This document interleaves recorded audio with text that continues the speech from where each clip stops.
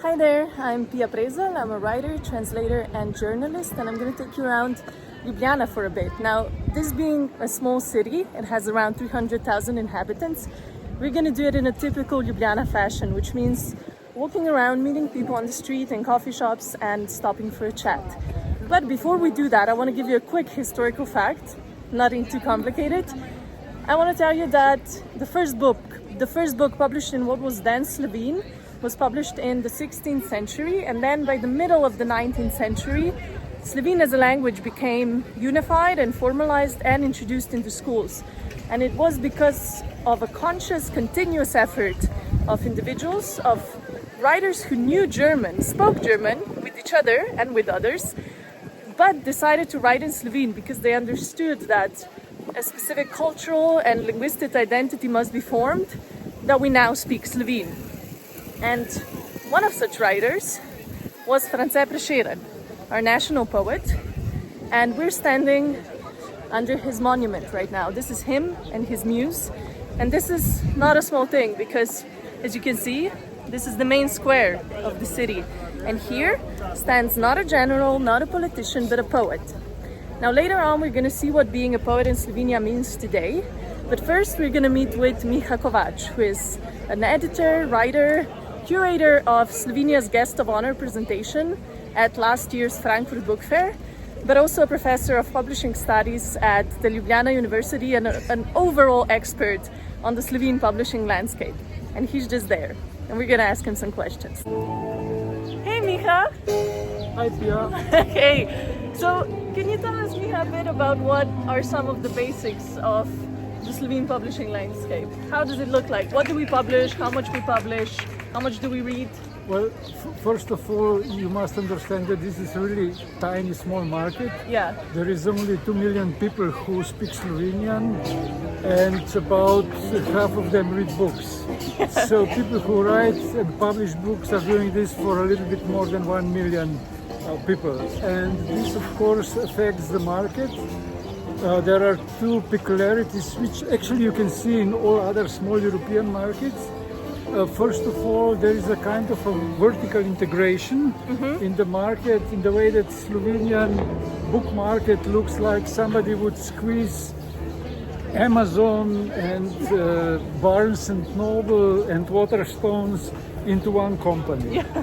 Namely, we have this one big publishing house which covers about 1/3 of the market, which also owns the biggest bookstore network chain, and which also owns the biggest online bookstore.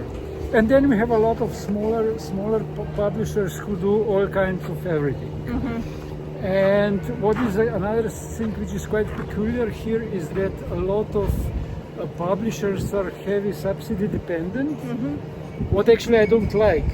I mean, I like it to an extent, but when it becomes too much, then it becomes counterproductive because publishers start to be dependent on the subsidies they got, and they stop caring about marketing promotion. What is actually one of the pillars of publishing. I mean, publishing doesn't mean that you just publish the book, but you also need to push it to reach its readers. And this is one of the problems which we have. And then again, another peculiarity is that we have very strong public library network. This is something what we actually inherited from good old communist times, but we didn't destroy it as they did in a few countries. And the reason why we had this network developed in socialist Yugoslavia was because a significant part of Slovenian that time leadership believed that our identity is based on the language, and if we want to protect the language, we must make books as accessible as possible. So they built this wide library network, and when Yugoslavia disintegrated, authorities in Slovenia, pushed by people who worked in libraries and in reading promotion, decided not only to keep this network but to, let's say, enhance it. So these days, if you live in the biggest possible shithole in Slovenia, there is quite a significant chance that once in 2 weeks a bibliobus will come Yeah. by and bring you the books.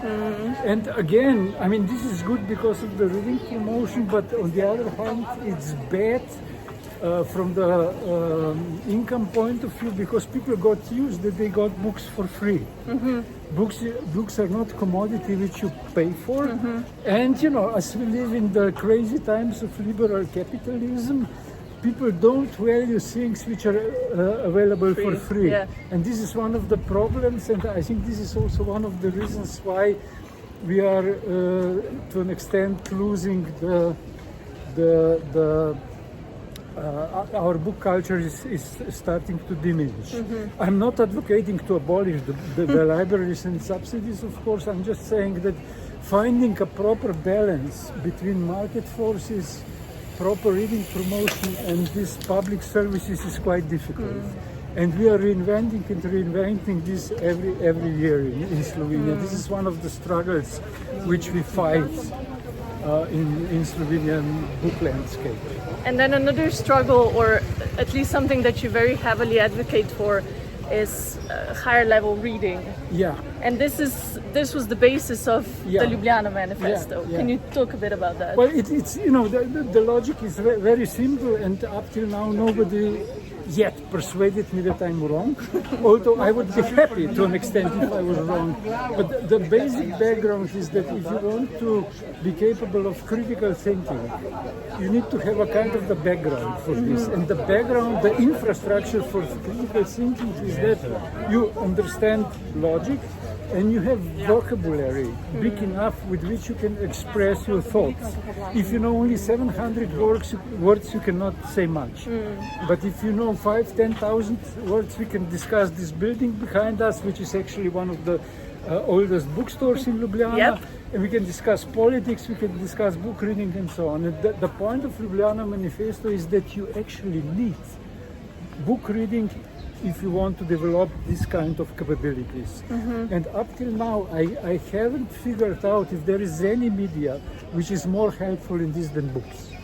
So books, I still see, even in the era of artificial intelligence and screens, I see book reading as one of the most important cultural features which are, let's say, one of the infrastructure preconditions if you want to defend democracy.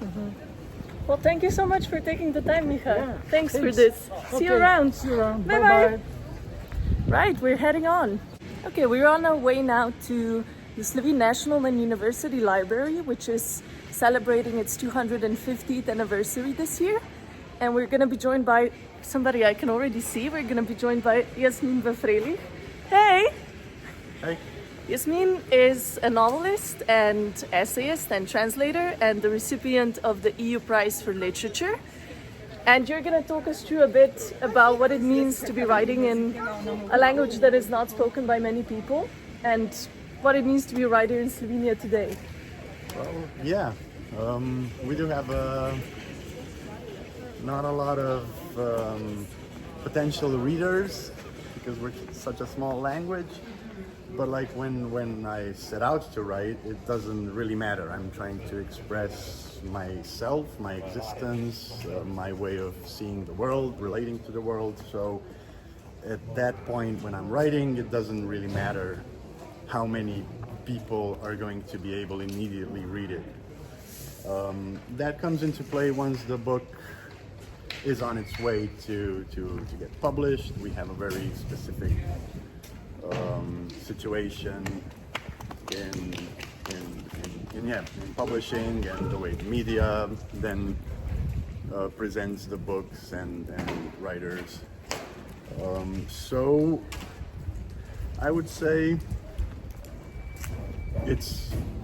I think it's good that we're not super dependent on the market, just because like any really a literary work of art will not be able to sustain itself purely on the market. So we have state support, we have support for authors, support for publishers, and so we kind of put all our forces together to ensure that literary fiction is being done and published in Slovenia. But then, as I've said, you're also a prolific translator. Yeah. How does that inform the way you write? Well, translating is for me a bit easier than writing original sentences. I kind of always use the word crossword solving. Ah, yeah. Because there's like a framework that you know what to put in. You just have to switch it around and turn it into a new language. So for me, it's more of a relaxing exercise, and also I get to be in close contact with the texts that I really enjoy. I get to see them, read them on a deep level. I get to see how other authors construct a scene, how they approach certain problems. So it's a learning experience as well. And for me, it's when what I want to express is put a bit on the down low. I have some time to still stay with the language and work what I want to work, but it's easier to translate. And then you also write essays on contemporary Slovene literature in general. How would you characterize some of its basic tendencies?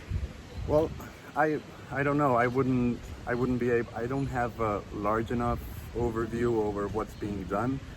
I experience the literary scene as a bit idiosyncratic, just because of the fact that we're not super dependent on the market, and so we're kind of left to our own devices. We can explore, we can do what we feel like doing, and then we read each other, see what works, what doesn't, what we like, what we don't like, and I think everybody brings their own set of influences, what they really enjoy to their work, and at the end result is a bit like, as I said, an idiosyncratic literary scene where you get to expect something from the author, but we don't have, I think, like a grand aesthetic or some super strong literary tradition where we would all be responding to it or trying to evolve it.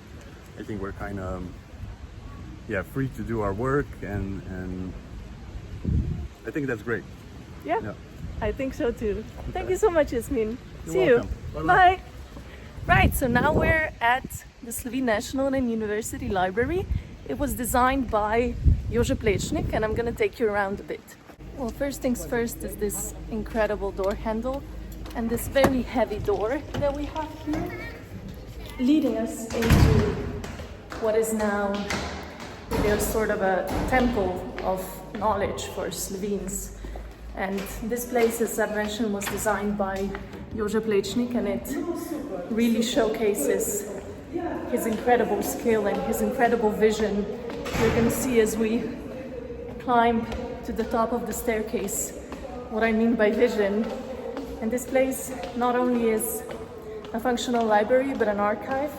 It now holds around 3 million units of material, and when it started, it held around 600. So it's an incredible feat of knowledge and of literature. And now we go back down. So we're back outside, we're back in front of the library, and I want to take you down this hill in front of me a bit, because there's Azil there, which is an independent bookstore, and it's one of the few that we have in Ljubljana. And right next to it is a cafe where we're going to be meeting with Anja Zagolot. She's a poet, translator, essayist, editor, but also founder and editor-in-chief of Vigalage Knjige, which is a small publishing house specializing in graphic novels. And she's gonna talk us through what it means to run a small publishing house. Hey, Anja! This is so unexpected. Right? Hey!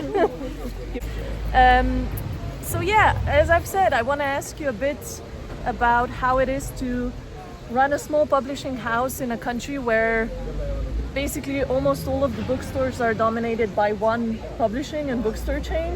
How is that experience like? It's mad. It is. Basically. It is mad. Yeah, I think you gotta be a bit mad, and I think it's it continues to be a mad endeavor, more and more.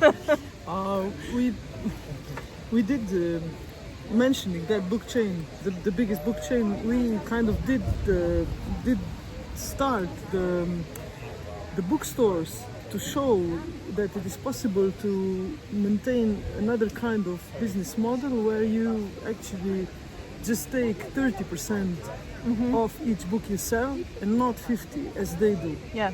So because they said to us when our publishing house wanted to sell in their book chain, they said they can only take 50% and no less. And then we said that this is madness. We will not survive like this. And then they said, no, but this is the only possibility. We cannot do it any other way. And then we said, okay, we will show you that you can. And then we did. And now we have 2 bookstores, one in Ljubljana and one in Maribor. And particularly that one in Maribor was kind of... We were told when we opened it that maybe we really should get brain checked, because it's really this is really something that you would not do like ever. Yeah. So we said, yeah, okay, fuck off, and we will do it anyway. And then we did, and it's in Slovenia you know already that you will never get any money off it. The goal is to survive, so to come to zero. We're not yet there, but we are slowly but surely stepping into that pattern. I hope till the end of this year. The bookstore is now 1 year and 3 months, so by the end of this year, or at least by April next year, I hope we'll be there.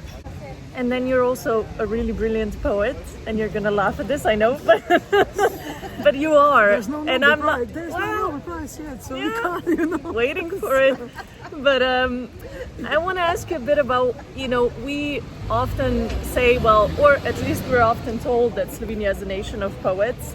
And there are a lot of poets in Slovenia, that's true, but I want to know what the reality of being a poet today in Slovenia is, and also, which you talk about a lot, I think, why it's so crucial to read poetry in this day and age. I just wanted to say that there's really a lot of poets, but not so many readers of poetry, unfortunately, and which is also seen by the quality of poetry, which varies. There are great things that are produced, but there are also mediocre and really shitty things that are produced. Mostly, when they are shitty, mostly because people just want to be poets but don't want to read poetry. Which, of course, you can't do that. If you want to write, you have to read. Preferably more reading than writing. That always helps. It's not such a pretty picture. Of course, it sounds nice that this is a nation of poets, la la la. But then already that we have a problem with when saying nation of poets, feminine, not masculine. We still have an organization called Society of Writers, only masculine. We don't have Society of Writers, masculine and feminine, let alone poets or female poets. Why this is important? Because the opportunities are not equal. Although it has to be said that the last 10 years, a lot of female writers really came about, really progressed, and then really demanded that they are published and that they are read also, and that they are talked about, and because of the quality of the work and the prizes they got, this is coming to reality, which is very good. But the life of a poet is impossible. It's not. You cannot say that you're a poet and you are surviving from it. And then, of course, people say in Germany, when I say that, they say, yeah, but it's also in Germany not like this. Yes, of course, but in Germany there are there are like subsequent things that you can do. There are schools for poetry. There are there are the organizations that are developed in order to popularize poetry. And there you can also be employed. There you can also work. With us, we don't have this. So there's lack of possibilities how to survive from your own work. I don't know anyone who would survive from poetry here, myself included. And it's a really sad thing because but now the situation is that bad that a lot of people are not writing anymore. And or that, for example, poetry collections are being published, like, let's say 3-4 years after they've been produced. which of course is bad for the scene, because we know when we get books out, they are already old, they are dated. I think also we would need to challenge people who read. We would need to put in a strategy that Ministry for Culture and the book agency would have to support massively to bring poetry back to like people that they would want to read, to school children, like to in gymnasiums, middle schools, secondary schools. It's like really, we are losing readers there, and this demands a strategy that would be general to the country. We're trying to do this, to educate, but these are programs. This is not a strategy which we would desperately need in order to at least try to maintain this title of nation of poets. Well, at least we have you. Well, I'm thinking about moving away. Oh no, don't, no. Vanya, I'm sorry, thank you. I'm sorry, I cannot say anything less devastating. Well, thank you so much for taking the time. you. I have to run now, Thank you. but I'll see you soon. Thank you. Bye bye. All right, so we're now walking to meet Maja Poljans, who is an illustrator and a co-worker of the Slovene Center for Illustration, which was established 2 years ago. And she's going to tell us a bit about the very strong tradition of book illustrations that we have in Slovenia. We also have very, very strong young generations of illustrators working in all kinds of different fields of illustration. And yeah, she's going to let us know a bit about that. Hey Maja! Hey! Julia! All right! Hi! So Maja, can you tell us a bit about the tradition of Slovene illustration that we have in Slovenia? Yes, so Slovenian illustration is quite rich in heritage. We take a lot from Slovenian folklore, but we also combine it with contemporary and experimenting styles. So I also have to tell you that we do fiction and non-fiction. And the non-fiction started in 15th century, while the fiction Slovenian illustration started in the 19th century. Then we can continue with early 20th century Slovenian illustration, which is important because Slovenian illustrators started to experiment with their style. Then we continue probably to the period between two world wars. This period is important because well-known Maxim Gaspari and Hinko Smrekar appeared, and they are very important for Slovenian illustration.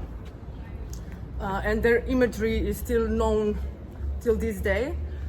Then we can maybe go to the period after the World War. Do you want to sit? Yeah, Yeah, let's sit.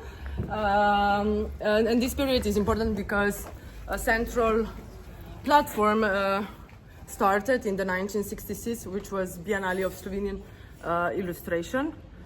And then we go to our time, this contemporary Slovenian illustration, and I think that now it's very vibrant and very active, and we have multi-genres and multiple stuff that are different and very active. And then you illustrate both for kids and adults. Yes. Books for kids and adults Yes. as well as I other also things. I also do scientific Yeah. illustration, and we have to tell that all these fields are very important, and we have so many subfields in illustration that are not talking of, but we are doing the difference now, I think, with talking. And how do I approach a project? Yeah. Usually I have to analyze it really hard. I have to read everything I get. Then I start to do the sketches, talking with the artist I'm working with or whoever. And then we start working, and then we do the first sketch and we go through it. And so many sketches until it gets a green light. Step by step. Step by step. But I have to tell you that this field is very hard. It's very hard. It's a magical place, but it's a very hard place, and I hope some things will capitalistically change for us sooner or later. Yeah, Yeah. like the book market in general. as well. Exactly. Yeah, exactly. yeah. The book world in general. You as author, you also know how this works. But you're doing a big difference with the Center of Illustration now for 2 years. Can Well, you- I think so. Center of Illustration is a great platform that showcases Slovenian illustrator artists.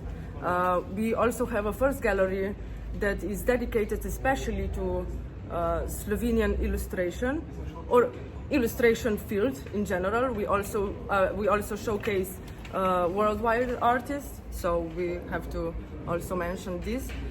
And we have an online platform which you can all visit, and with informations about workshops, about master classes for illustrators. We also educate illustrators how to approach different formal stuff, for example, contracts and things like that. And it's growing every year, and I have to also mention Masha Žmitek, who is director of Center of Illustration, because she's doing an amazing work, and I think all the illustrators also in the Center of Illustration do a lot of amazing work. As do you. And I'm also sorry for my Russian Slovenian, Slavic Slovenian, yeah. Well, thank you so much. Of course, thank you. I'm gonna run now. Buy some illustrations and books. Yeah, Thank and I'll you, see you Pia. soon. See you soon. Bye-bye. Bye. Right, so we're ending this walk on one of the most beautiful streets in Ljubljana. It's called Križevniška Street. If you visit, please stop by this street. I can meet you here, I can walk you around again, and thank you so much.